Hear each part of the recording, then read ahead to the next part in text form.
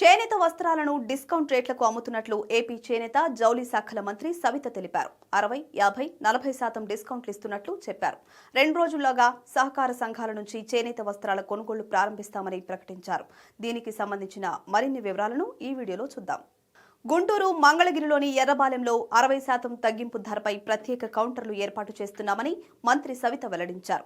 50% డిస్కౌంట్పై విజయవాడలోని యాప్కో మెగా షోరూంలో అమ్మకాలు చేస్తారు.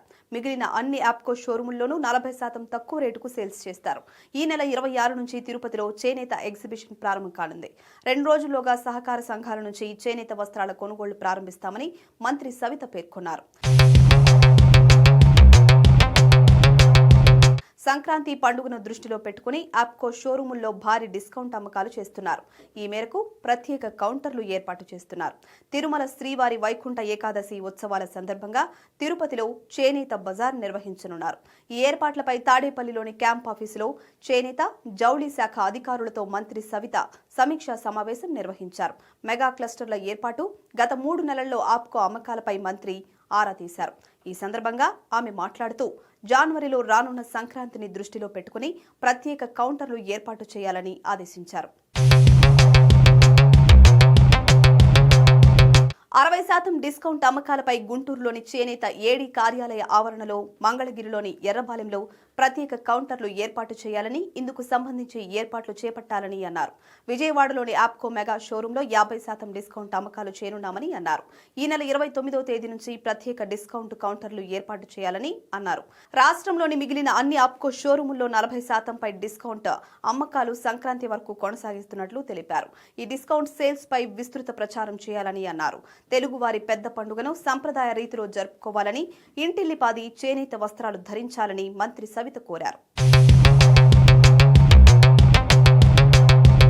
మరో 2 రోజుల్లో రాష్ట్రంలో ఉన్న చేనేత సహకార సంఘాల నుంచి చేనేత వస్త్రాల కొనుగోలు ప్రారంభించాలని మంత్రి సవిత ఆదేశించారు. ఆప్కో షోరూముల్లో వినియోగదారుల నుంచి డిమాండ్ ఉన్న వస్త్రాలను తక్షణమే కొనుగోలు చేయాలని అన్నారు. నిర్ణీత గడువును నిర్దేశించుకుని ఈ కొనుగోలు ముగించాలని అన్నారు. సహకార సంఘాల నుంచి కొనుగోలు చేసిన వస్త్రాలను నేరుగా ఆప్కో షోరూంలకు తరలించాలని ఆదేశించారు.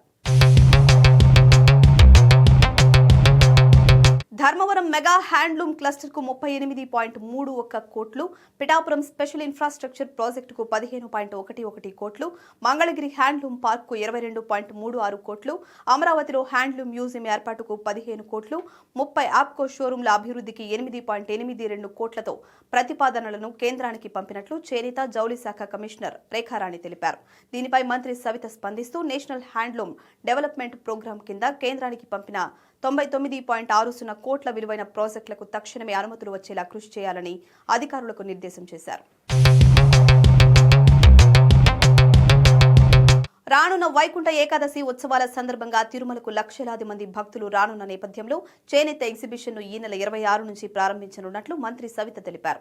వచ్చే నెల 7వ తేదీ వరకు తిరుపతిలోని డిపిఆర్ కన్వెన్షన్ హాల్లో నిర్వహించే చేనేత ఎగ్జిబిషన్పై విస్తృత ప్రచారం నిర్వహించాలని చేనేత జౌళి శాఖ కమిషనర్ రేఖారాణిని ఆదేశించారు.